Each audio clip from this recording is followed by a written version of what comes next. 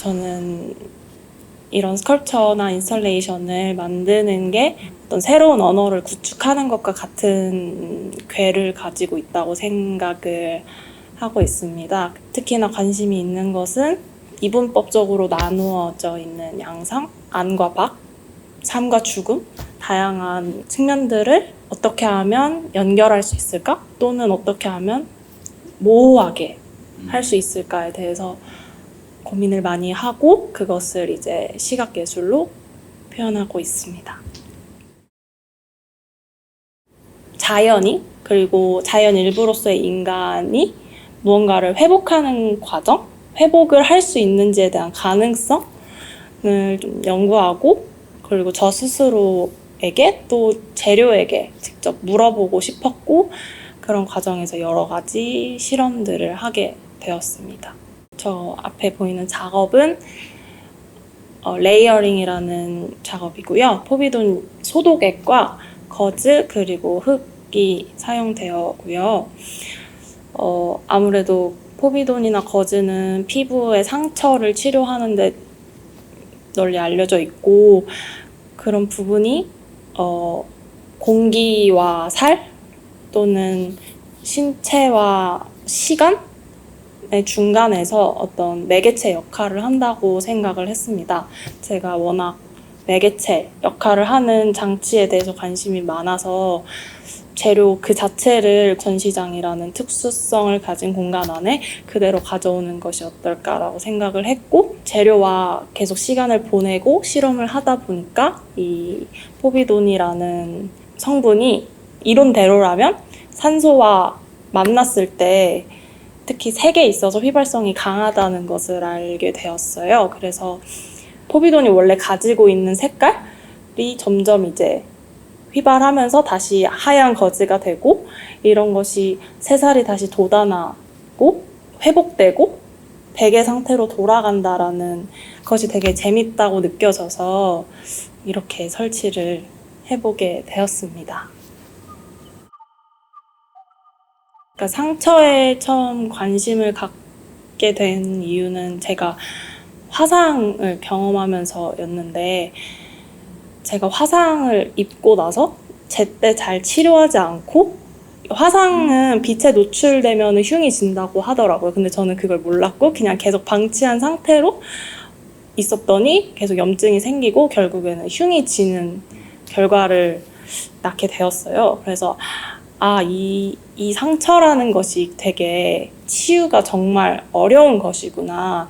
이게 자연스레 된다고 믿고 있었는데 무언가 매개체가 있어야만이 회복을 할 수 있겠구나라는 생각을 하게 되었고요. 이제 흙과 관련돼서는 제가 어렸을 때 아토피를 되게 심하게 앓았었는데 어머니께서 황토가 피부에 좋으니까 그거에 관련된 제품을 되게 많이 사셨어요. 그런 황토가 가진 어떤 치유의 가능성? 또 그리고 황토가 다양한 문화권에서 전통적으로 집을 짓는 데 사용되기도 했고 그런 집이라는 공간이 주는 안락함? 그것은 또 저는 치유로 연결이 될 수 있다고 생각하는데 그런 부분과 맞닿아 있는 것 같아서 흙이라는 특히 황토라는 소재를 포비돈과 거즈와 함께 설치를 하고 싶었습니다.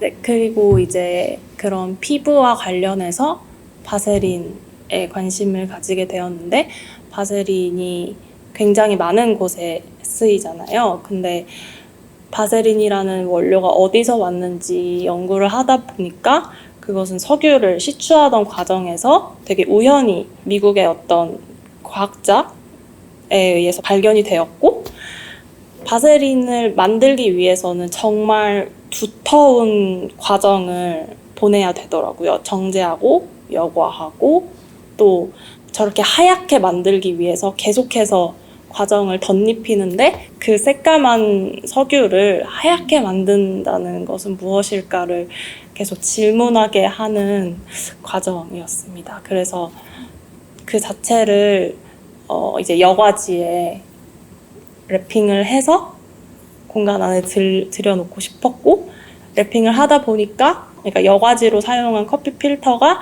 기름기가 계속 묻어나오는 것을 발견하게 되었어요. 저는 그 부분이 되게 바세린이 그 여과지를 이렇게 꽉 끌어안는 느낌이 들면서 전시장이라는 공간도 저 여과지를 끌어안는다는 느낌? 뭔가 세 가지가 함께 한다는 느낌을 받았습니다. 네. 이제 입구에 설치된 대형 반창고는 입구에 설치함으로써 관객들이 전시장 안에 입장을 했을 때, 이 사람이 지금 무언가에 대해서 얘기를 하려고 하나 보다라는 어떤 되게 미세한 정보를 심어주는 역할을 한다고 생각을 했습니다. 그래서 일부러 스케일을 확장을 시켰고 일종의 생경함을 주는 것 같습니다. 네, 그리고 앞에 있는 이제 스티로폼 상자는 이제 주로 냉장식품이나 냉동식품을 배송할 때 쓰는 스티로폼 상자이고요. 실제로 제가 배송을 받았던 스티로폼 상자이기도 하고, 그 안에는 이제 천일염과 꿀물 그리고 더덕이 들어가 있는데요. 이 세 가지는 이제 감기를 예방 또는 치료하기 위해 주로 사용되는 재료로 알려져 있습니다. 그 세 가지는 모두 소염 또는 살균이라는 주성분을 가지고 있는데, 그 감기의 균, 염증을 죽인다는 그 행위가 무엇일지를 조금 더 생각을 해보았던 것 같아요. 염증이란 무엇일까? 저런 스티로폼 박스 안에 특히 저 소재가 되게 이제 현대적이고 정말 환경 파괴적인 소재인데 그들이 섞여 있다면, 그렇다면 이 원재료의 어떤 순수성을 수동적인 자세로 내비두면서도 파괴하는 행동이지 않을까? 그런 생각을 하게 되었고, 그래서 그 자체를 이 공간 안에 넣어서 사람들이 대체 이게 뭘까? 하는 궁금증을 자아내게 하고 싶었습니다. 네, 저것은 이제 활력원이라는 꿀벌에게 주는 사료의 포장재인데요. 저 작업은 제가 여러 기사를 읽으면서 이제 시작이 되었는데, 그 기사의 내용이 최근 들어 자꾸 꿀벌들이 떼죽음을 당하고 있다라는 내용의 기사였고, 물론 그 계기가 기후변화, 소독약 때문일 수도 있고 다양한 가설들이 존재했는데, 저의 흥미를 끌었던 가설 중에 하나가 저 활력원이라는 저 인공적이고 되게 화학적인 물질을 이제 꿀벌에게 급이하면서 그게 면역력이 너무 과하게 올라가다 보니까 그게 꿀벌의 호르몬 작용을 되게 저해시키고 오히려 반작용을 했기 때문에 꿀벌들이 떼죽음을 당했다라는 글을 보게 되었고요. 그런 부분에서 인간과 벌의 어떤 수직 관계가 보였다고 저는 말할 수 있을 것 같고, 또 사실 꿀벌이 이 생태계 안에서는 가장 아래에서 움직이는 동물이잖아요. 그렇지만 그들이 없으면 이 생태계가 움직일 수 없으니까, 그렇게 생각했을 때 사실상 가장 위에 있는 것이 아닐까? 그런 수직 관계의 전복에 대해서도 흥미를 많이 느꼈던 것 같습니다.